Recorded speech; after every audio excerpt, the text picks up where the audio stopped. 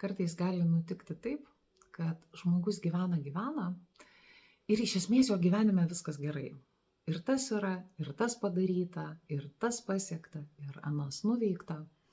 Ir žiūrint iš išorę, tikrai viskas gerai. Bet pačiam žmogui tame yra negerai. Tarytum per ankšta, tarytum ne visai apie tai. Ir tada žmogus gali sakyti, vat kažkas ne taip, nesuprantu kas, bet ne taip. Problemų nėra, bėdų nėra, katastrofų nėra, taigi gyvenk ir džiaukis. Plus, šalia esantis jam sako tą patį, ko tu nori, žiūrėk, kaip tu gerai gyveni, tau tokio gyvenimo kiti pavydėti galėtų.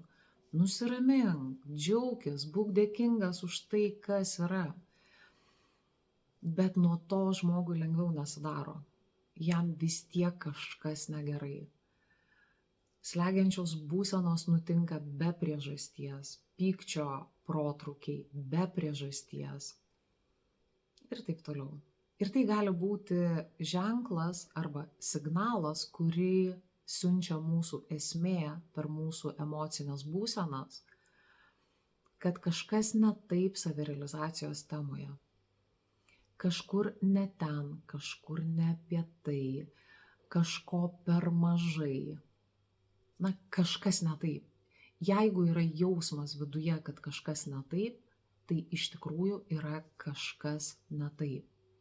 Ir tada belieka pradėti ieškoti, o kas tas kažkas ir kas yra ne taip.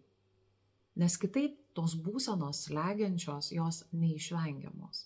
Jos ir toliau lydės. Visa tai niekur nedings ir savaime neišgaruos.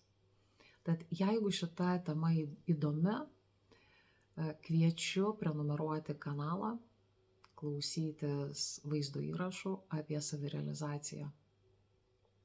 Tai tiek.